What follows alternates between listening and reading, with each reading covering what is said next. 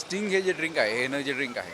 माझी मागणी अशी आहे की स्टिंग म्हणजे मी स्वतःच नाही तर स्टिंग स्वतः म्हणतं की हे this is not recommended for children, म्हणजे लहान मुलांसाठी हे ड्रिंक नाही, हे स्वतः या लेबलवरती लिहिलेलं आहे. दुर्दैवाने लेबलवरती खूप छोट्या अक्षरात लिहिलं आहे. मी ज्यावेळेस झूम करून ह्याची प्रिंट काढली त्याच्यात क्लिअर दिसते तुम्हाला नॉट रेकमेंडेड फॉर चिल्ड्रन. लहान मुलांसाठी जर ही ड्रिंक नाही तर लहान मुलांना विकली का जाते.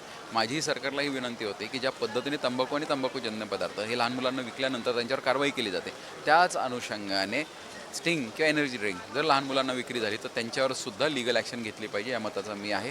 आणि माझी खात्री येणाऱ्या काळामध्ये होईल, कारण मला जे उत्तर मिळाले ते सकारात्मक मिळालेलं आहे. शाळेच्या 500 मीटर अंतरामध्ये स्टिंगच्या विक्रीवरती बंदी आहे.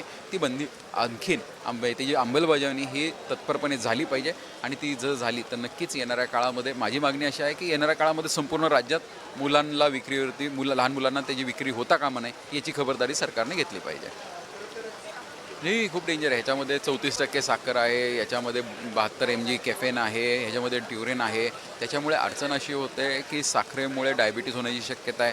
कॅफेनमुळे तुमचं हार्टबीट वाढतं, पाल्पिटेशन वाढतं, त्याच्यामुळे हार्ट अटॅक, ब्लड प्रेशर असे आजार होऊ शकतात. त्यामुळे हे आत्ताच थांबवणं गरजेचं आहे. आपल्यामार्फत मी प्रेक्षकांना, सगळ्या पालकांना विनंती करतो, लहान मुलांना विनंती करतो, ही ड्रिंक लहान मुलांसाठी नाही.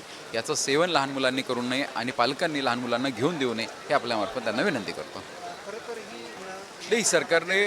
सरकारने जर सगळ्या दुकानदारांना क्लिअर नोटीस द्यायला लावली की 500 मीटरमध्ये जर नोटीस लावली की आम्ही स्टिंग लहान मुलांना विकत नाही, तरी त्याचं जनजागृती झाल्याशिवाय राहणार नाही. की स्टिंग ही लहान मुलांच्या विक्रीसाठी नाही, हा जरी बोर्ड लागले तरी त्यात परिणाम होऊ शकतो. आत्ताशी लढा उभा केलेला आहे. आत्ताचं उत्तर हे थोडं सकारात्मक आहे, समाधानकारक नाही. येणाऱ्या काळामध्ये ते समाधानकारक उत्तरं मिळतील अशी अपेक्षा व्यक्त करतो. तसंच घेऊन नाही द्यायचं, घातक आहे. 34% साखर, विचार करा. 250 ml मध्ये 34% साखर म्हणजे काय परिस्थिती असणार आहे.